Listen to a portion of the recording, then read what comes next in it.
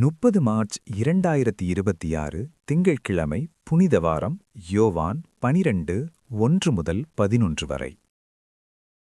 சந்தேகத்தின் நிழல்கள்.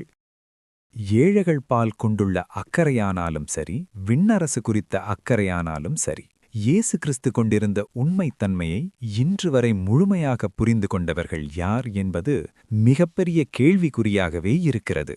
இன்றும் பலர் இயேசு கிறிஸ்துவை புரிந்து கொள்ள இயலாமல் இருப்பதற்குக் காரணம் பல்வேறு கட்டுப்பாடுகளும் வரட்டு பிடிவாதமும் தங்களுக்கென்று கொள்கைகளை உருவாக்கி அவற்றை இறுகப் பற்றிக் கொண்டிருப்பதுமே ஆகும்.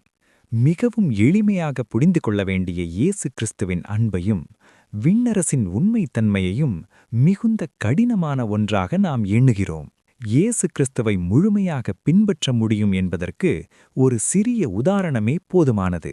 இயேசு கிறிஸ்து தம் சீடர்களை நோக்கி, நான் உங்களை நண்பர்கள் என்றேன் என்று கூறுகிறார். வரக்கூடிய தலைமுறையினர் எளிமையாய் இதை புரிந்து கொள்ள வேண்டும் என்பதற்காகவே அவர் இவ்வாறு சொன்னார். நெருங்கிய நண்பர் ஒருவர் பொது இடத்தில் சிறு தவறு செய்யும்போது அவரை மன்னித்து ஏற்றுக்கொள்வது மட்டுமல்லாமல் அவரை காப்பாற்றவும் முயற்சி செய்வோம். அவ்வாறே இயேசு கிறிஸ்துவும் தம் சீடர்களை பல நேரங்களில் யூதர்கள், பரிசேயர்கள், மறைநூலறிஞர்கள் மற்றும் தலைமை குருக்களிடமிருந்து காப்பாற்றுகிறார். இதேபோலத்தான் இயேசு கிறிஸ்து உலகமாந்தர் மீதும் விண்ணகத் தந்தை தம்மிடம் ஒப்புவித்த பணியின் மீதும் உறுதிமிக்க பற்று கொண்டிருந்தார். இதையை உணர்ந்த யூதர்கள் பலர் இயேசுவை பின்பற்றி செல்ல விரும்புகிறார்கள்.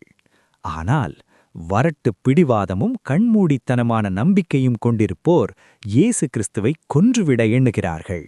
நம்மில் எத்தனை பேரால் நற்செய்தி பணியை முழுமையாக செய்ய முடிகிறது? இயேசு கிறிஸ்து கடவுள், அவரால் செய்ய முடிந்தது. நான் ஒரு மனிதன், என்னால் என்ன செய்ய முடியும் என்று இயேசு கிறிஸ்துவின் அன்பிலிருந்து நம்மை நாமே பிரித்துப் பார்ப்பது சரியா? இஸ்ரவேல் மக்கள் எகிப்தின் அடிமை நிலையிலிருந்து மீண்டு வந்து பயிர் செய்தபோது 100 மடங்கு அறுவடை செய்தார்கள் என்று விவிலியத்தில் நாம் வாசிக்கிறோம். இயேசு கிறிஸ்துவின் பெயரால் பாவத்திலிருந்து விடுபட்டிருக்கும் நாம் விண்ணரசுக்காக எத்தனை மடங்கு பயனுள்ளவர்களாக வாழ முடியும்?